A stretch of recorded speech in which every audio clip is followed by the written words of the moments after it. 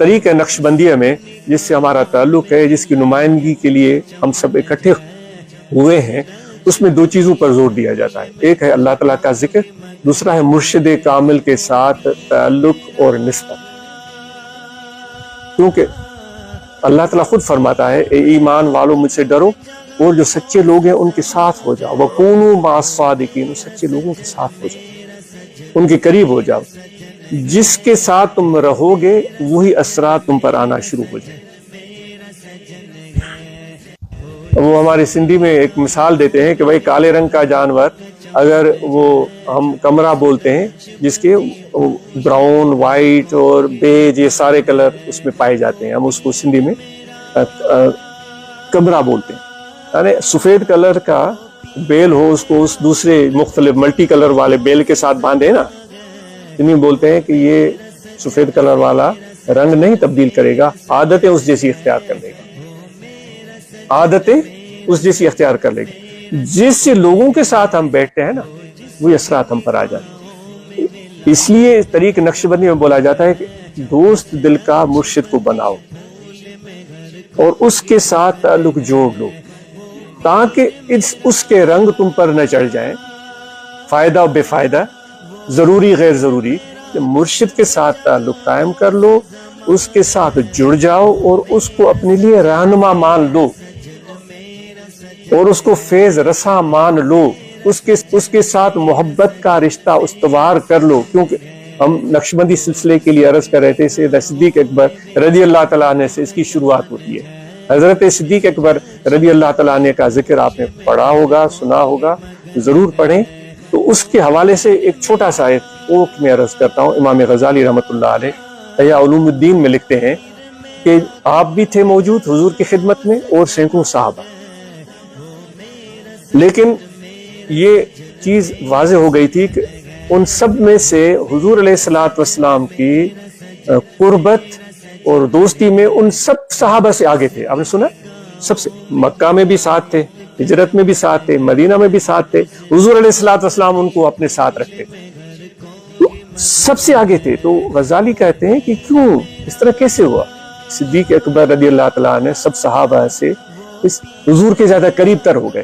وہ اس کی وجہ یہ بتاتے ہیں کہ اور صحابہ ہو سکتا ہے کہ عبادات میں، قربانی میں، روزے میں، حج، زکوٰۃ، رکوع، سجود، تلاوت میں صدیق اکبر سے آگے ہو سکتے ہیں، عبادات میں، دیگر معاملات میں آگے ہو سکتے ہیں، لیکن حضرت صدیق اکبر رضی اللہ تعالیٰ عنہ نے محبت کے میدان میں سب سے بازی لے گئے، سب صحابہ سے محبت کے میدان میں بازی لے گئے۔ اس وجہ سے وہ سب سے زیادہ حضور علیہ السلام کے پسندیدہ بن گئے، یہاں تک کہ جبرائیل آتا ہے اور وہ کہتا ہے کہ یا رسول اللہ صلی اللہ علیہ وسلم، اللہ تعالیٰ نے آپ کے دوست حضرت ابوبکر کے لیے سلام بھیجے ہیں، اور یہ کہتا ہے کہ اللہ تعالیٰ فرماتا ہے کہ میرے نبی اپنے دوست سے کہیں کہ ہم اس سے راضی ہیں، کیا وہ ہم سے راضی ہے؟ یہ مقام، یہ عزت صدیق کو، حضرت ابوبکر صدیق رضی اللہ تعالیٰ عنہ کو کیوں حاصل ہوا؟ غزالی کہتے ہیں محبت لگانے کی وجہ سے۔ محبت میں سب سے آگے تھے، ہو سکتا ہے عبادات میں دیگر صحابہ ان سے آگے ہوں، لیکن محبت کی بازی انہوں نے جیت لی۔ تو طریق نقشبندیہ میں اس پر بنیاد رکھا گیا ہے، اس طریقے کو صدیقی، نقشبندی، ذہبی، انعکاسی بولا جاتا ہے۔ انعکاس یعنی ایک عکس کو پکڑنا۔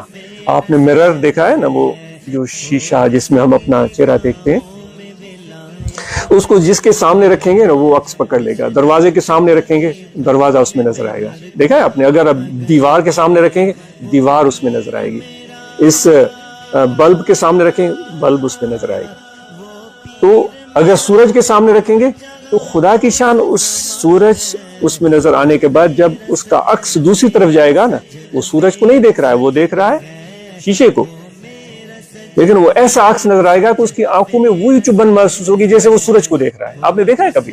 وہ آنکھیں اس کی بند ہو جائیں گی۔ تو اس طریقہ نقشبندیہ کو بولتے ہیں کہ اپنے قلب کو اپنے مرشد کی طرف سیدھا کرو، ایک شیشے کی طرح، جو اللہ تعالیٰ کی رحمت، حضور علیہ السلام کا فیض اس کے سینے پر آ رہا ہے، اس کا عکس آپ کے سینے پر بھی پڑے گا، پھر وہ شیشے والا کام کرے گا، وہی شیشے والا کام کرے گا۔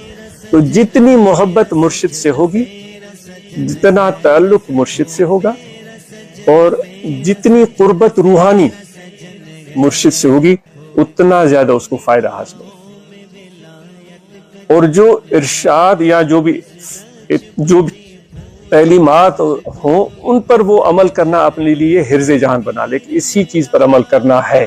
وہ جس کی نگاہوں میں ولایت کا چمن ہے، جس نقش بندی پھول میں گھر کو بھی مگن ہے، وہ پیر میرا،